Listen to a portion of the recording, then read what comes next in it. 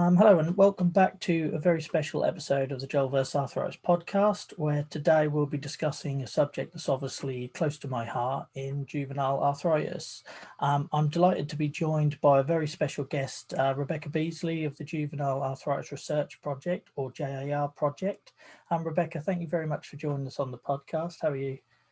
Yeah, good, thank you. Thanks for having us today. Thank you. Would you like to introduce yourself to the listeners? Yeah, so I am a volunteer with Juvenile Arthritis Research Charity, and I'm also, as well as having juvenile arthritis myself, I'm also a parent of a child with juvenile arthritis. So I kind of have seen both sides of it. I kind of wear both hats, and I help mainly behind the scenes with on the admin side of things, and I manage their social media channels. So if anyone's interacting on social media, it's most likely me that they're interacting with behind the scenes. But as a small charity, it's really whatever needs doing, I'm happy to get stuck in and help with, really. Okay, brilliant. And can you tell us a little bit about what JR Project does? Yep. So as I said, we're a very small charity and relatively new as well. It began at the beginning of 2018. But the way we think of it is, although we're a small charity, we're actually already making a big difference in the world of juvenile arthritis and in the lives of children with juvenile arthritis. We have three core aims, and they all kind of build towards our vision, which is actually we want to see a world where no child has to suffer from arthritis ultimately. And a core part of that is the research side of things. Basically, when the project was started, it was noticed that there is a kind of gap in arthritis research, in the sense that there's always very much like some researchers will have a specific agenda, or they'll have a specific funding for a specific project, and there was no one joining up the dots between what was happening in JAA research and perhaps other autoimmune conditions.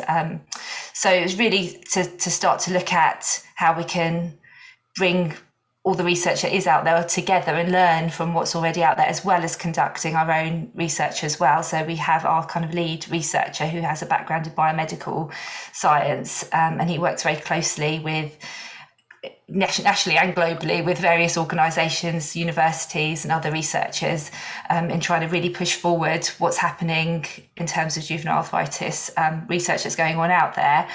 Last year, JAR project hosted the European Patient Registry, looking at COVID and rheumatological conditions, and that ended up having, I think, over 4,000 people taking part in that study across 58 countries, and it was translated with the kindness of kind of volunteer interpreters that actually translated the study into 13 different languages. So that was used then by doctors and other researchers and really learning, and they're still analysing results from that. It went on for most of last year. It was set up really quickly, and that's one of the things I think as a small charity you can have that advantage of. When something needs doing, you can just get on with it and do it, and you're not held back by big bureaucratic processes. So that was really incredible to have that level of involvement and to really do a piece of research that has been so useful at the current time. One of our other aims is raising awareness of juvenile arthritis, and one of the key ways we're doing that is we have a kind of campaign called Think JAA, we call it, and there's a website that goes alongside with that, as well as we've got these kind of postcards. I don't know if I can hold it close enough to see or not, but it's all on the Think JAA website. So that's at www.thinkjaa.org. And that campaign is kind of aimed at not just the general public and parents, but also frontline medical professionals, because quite often you'll find that GPs won't see a case of JAA in their practices for a long time. So then when they are faced with one, they might not recognise it as being possibly juvenile arthritis. And that can lead to big, long delays in diagnosis, and all that while that child is suffering, and there is the risk of long-term joint damage happening.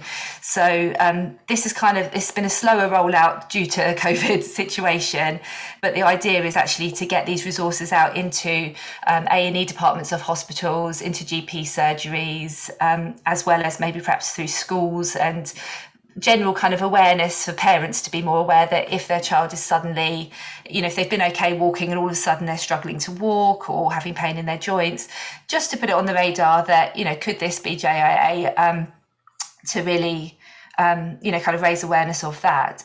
As well as the Think JIA campaign, on social media, we kind of try and do as much as we can in terms of having kind of thought-provoking images to help raise awareness of actually what children with JAA go through, but balancing that with the positives as well, because we do see where there is prompt diagnosis and prompt treatment, there's no reason why children can't go on to have a very full, active life. So we kind of try and get the balance right between, you know, showing the real side of how hard it can be, as well as the kind of positive outcomes that are achievable as well.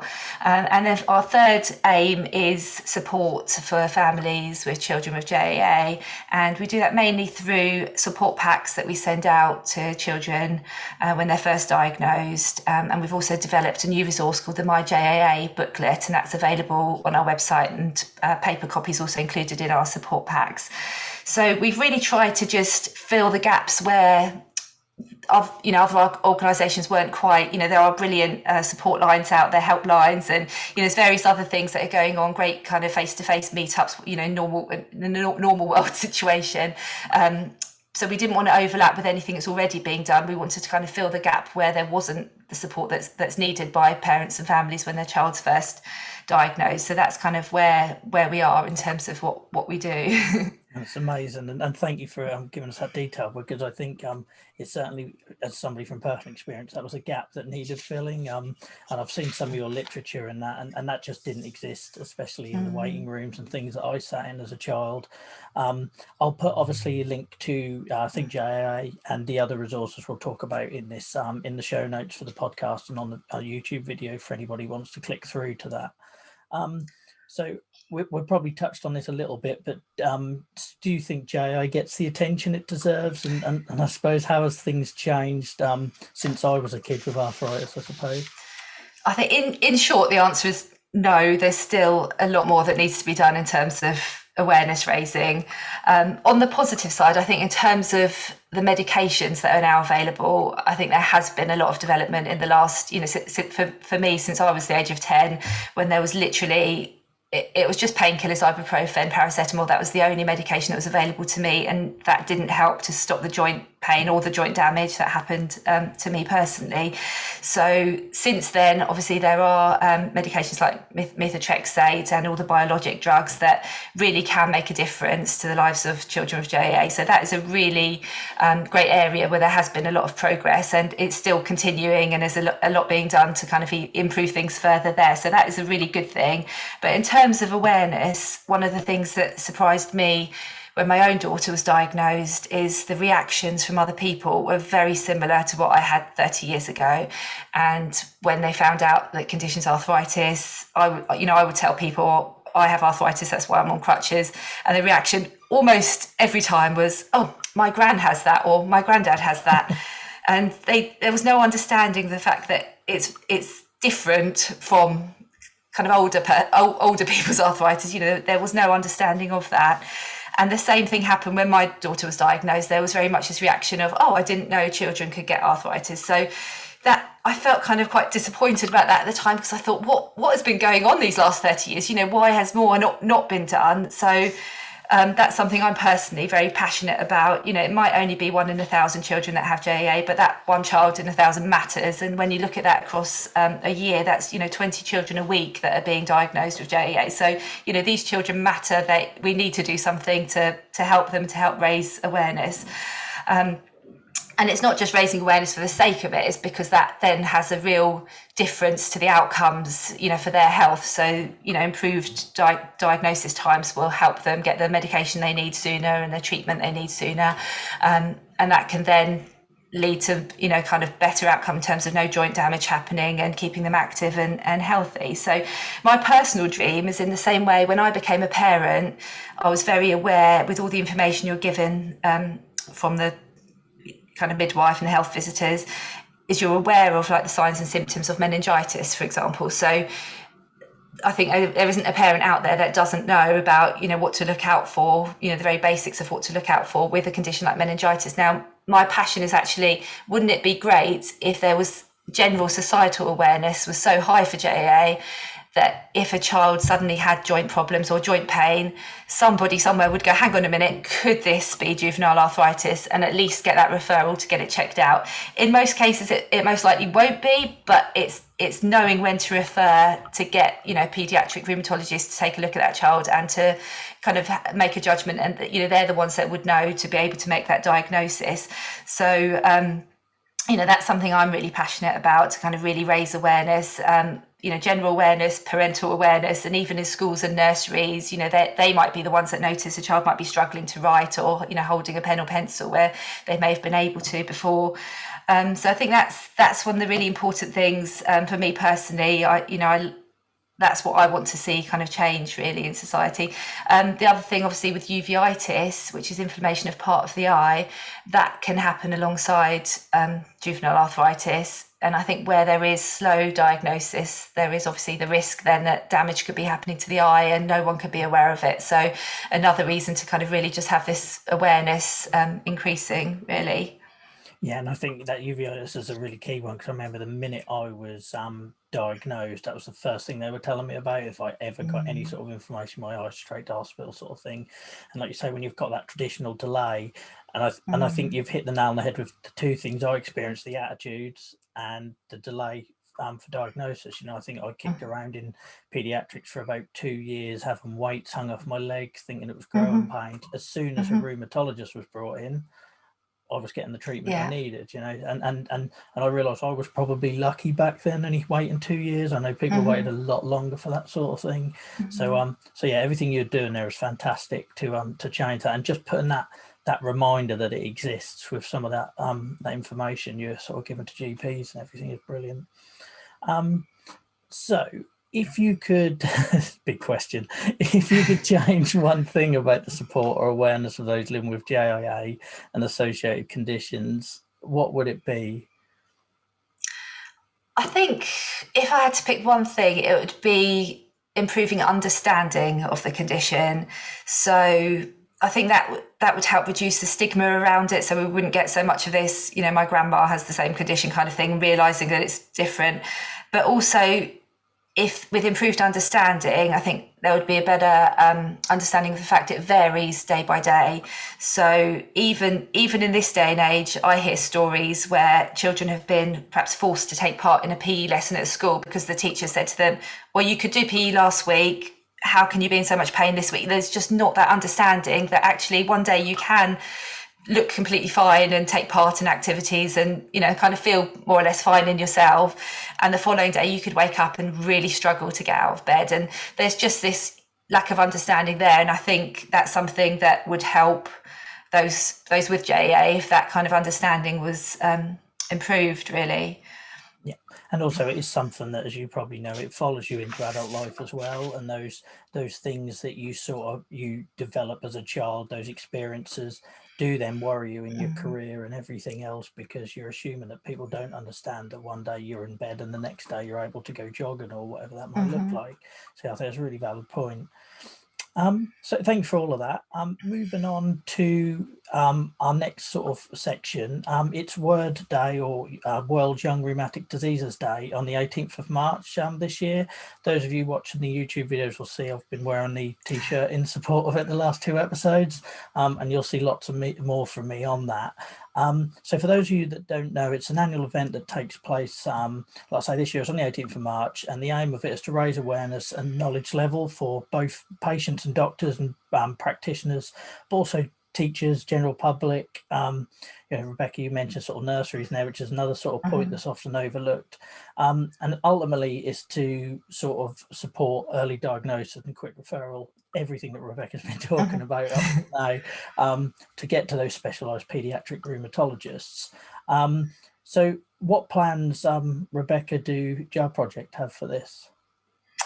I think one thing that's really important just to stress, which you've just mentioned there, is it's not one of those awareness raising days just for the sake of it. There is a reason behind it, and there's a reason it's needed, and that is that increasing the awareness makes a real tangible difference to the lives of children with JAA and other rheumatic conditions, and leads to better outcomes for those children. So that's one of the reasons I absolutely love Word Day. It's a relatively new event, began in 2018, and I also love the fact that it's a global event, so various organisations, charities, or anyone who wants to get involved really can get involved in it. And it's not promoting any individual cause or charity. It is actually a really united message to say we need to raise awareness of these conditions affecting children. So that's one of the things I think is absolutely brilliant about it. In the past, I think there was the opportunity for doing kind of face-to-face events, like awareness raising events, which sadly obviously this year is kind of not possible due to COVID. So the way I try and see it is actually taking the event online and doing a lot more online activities. In a way, it's a great opportunity to reach perhaps more people than you would with face-to-face kind of physical events. So as I say, something everyone can get involved in. And in terms of what JAR Project are doing, we've already set up on our website, we've set up a kind of Word Day hub at jarproject.org/word. And on there, we've put some of our most perhaps thought-provoking or popular images that we've used over social media in the past couple of years that seem to resonate with people and help kind of increase awareness of JAA. So that's all been made in a very shareable format on our website. So to make it really straightforward for people just to be able to click through and click the links and then share or tweet the messages out there. And we're hoping obviously on the day we'll be busy on social media really promoting the event and promoting raising awareness of it. The Word Day team have also been very busy behind the scenes, and they're arranging some webinars that are taking place, and you can find out about that on the main Word Day website. You can sign up for those webinars. So we're looking forward to kind of being part of that and being involved in Word Day this year. Brilliant. And like I say, I'll put links in the show notes, but for anyone just listening to this, it's wordday.org for the actual event website. And also they got some amazing sort of press kits on there, so social media shareables and various bits and pieces. So even if all you do is an Instagram post to raise awareness to it, that is brilliant. So yeah, get involved with that, and that'd be great. So I suppose what message would you give to any parents of children with JAA listening to this conversation? I think for anyone that's newly been diagnosed with JA, I think as a parent, it is a pretty scary, daunting time. And I would want to say to them, actually, things do get easier. They do get better as time goes on, because to start with, it feels like a really daunting thing that your child's been diagnosed with. All of a sudden, your child that had been fine running around and playing and very active, all of a sudden they might not be able to walk, they might struggle to eat if they have pain involving their jaw, they might not be able to write anymore if their fingers are affected. It can affect so many of their joints, so that can be really scary to see as a parent. But I would want to give those parents hope to say, once the medications kick in and physiotherapy, which is a really important part of the treatment plan. I don't think I really realised this as a youngster myself. I didn't realise how important the physiotherapy was, but now I see it for my own daughter. I see it as very much 50-50. The medications help, but the physiotherapy is actually vitally important as well to strengthen those muscles and to support the joints. So I'd say, with medication and physio and going with the treatment plan that their rheumatologists have kind of put in place, many children will go on to have really full, really active lives. They can go back to doing all their favourite sports, if they're into dancing or drama or, whatever their thing is, they will hopefully soon be back to doing that. In the meantime, if they need support from us, we have these support packs that we call them a little box of hope. And there's a reason for that. It is to give hope to these children and to these families, to say, we're here with you. And this is the information to kind of get you started on this journey that you never chose to be on, but we're here to stand alongside you.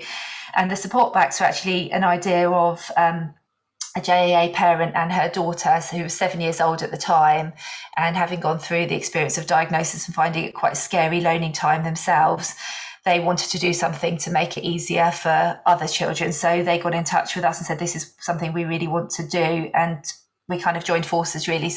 It's all come under the banner of Juvenile Arthritis Research. And they're the ones that actually do the packing up the boxes and posting them out. And it's a really lovely thing when people receive those, because they suddenly realise I'm not the only one with this condition, because in their own circle of friends, they may not actually know anyone else with the same condition, but by receiving this support pack, they can go, you know what, I'm not on my own. There are people that understand out there. And, you know, it kind of gives them that confidence to deal with what they're going through. And I think that's really important because, you know, like I say, having gone through that experience myself, it wasn't until the advent of social media and things that I felt like anybody in the world understood. And by that point, I was an adult, you know what I mean? So Yeah. I think it really is important. And I suppose the other bit I'd add to that for any parents listening as well, and I'm going a little bit off script on this, but it's just because it's one of those things that I remember, is that, you know, there are lots of scary times. There's lots of times where you're surrounded by people who are examining you, and my experience might have changed now, but every junior doctor and their dog wanted to look at me and poke and prod because you know, because of the rarity of everything. And you don't always feel like you've got that opportunity to ask questions or know what's going on. So I'd say if there's one thing I would add to that, is also give them the opportunity to be part of that conversation. So you know, you're not feeling like a passenger or confused with what's going on. Yeah, thank you. Everything you're doing is fantastic. I just wish it was there 20 years ago. It's just amazing. So we've talked about Word Day, and that's an amazing event, and obviously we're trying to raise awareness and everything with that. But living with arthritis is a long-term thing. It's a sort of every day of the year, and it changes, as you've mentioned. You know, no day looks the same. Is there anything else that you haven't already mentioned where JAR Project can help with that?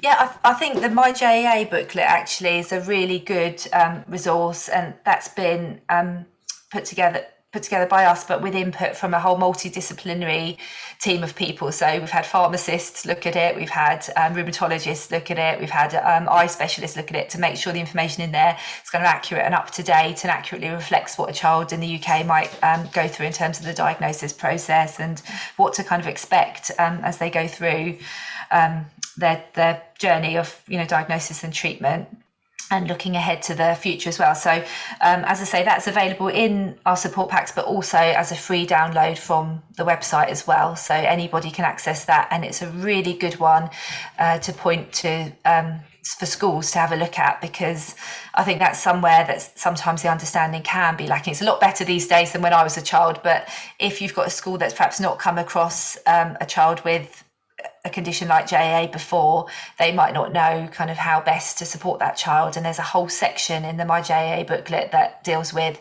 things that a school can do to help support that child, and things that, as a child or a family experiencing JAA, things that you can tell the school to kind of make those needs known and make them aware of. You know, there's things like, you know, when you have a hospital appointment, you don't get a choice really, time or date of it, and schools need to kind of have that understanding that that child might need time off for those hospital appointments because they haven't had a chance to kind of have a say in when that is. We are also putting together a teen resource pack, because we're aware that our main support packs, although they're brilliant in terms of having received amazing feedback from the people receiving them, we're aware that they are perhaps aimed more at children under the age of around 10. And there is this kind of gap between age 10 and 16 that we're almost there with it. It's just been a slight delay because of COVID and the people kind of dealing with putting some of the information together. There's been kind of delays there, but we're almost there with the teen resource, and that's going to be a really useful pack. So in the same way that younger children can have the Box of Hope support pack, this would be like a Box of Hope teen version with everything geared towards teenagers. So that's something that's coming. So watch this space for that. In terms of our charity, as a small charity, I would just say if anyone wants to get involved, please get in touch, because I firmly believe that if you're out there and you want to make a difference, then you can make a difference. And we've seen that just this week. There's been a young lad, aged 7 years old. He wanted to raise awareness because his little brother has JAA. And off his own back, he started creating posters that his mum then shared on social media. And then he wanted to do a sponsored walk. So it's just been amazing in terms of raising awareness within his sort of friendship groups, his school, his whole community have kind of got behind him. And that's raised awareness in that local area.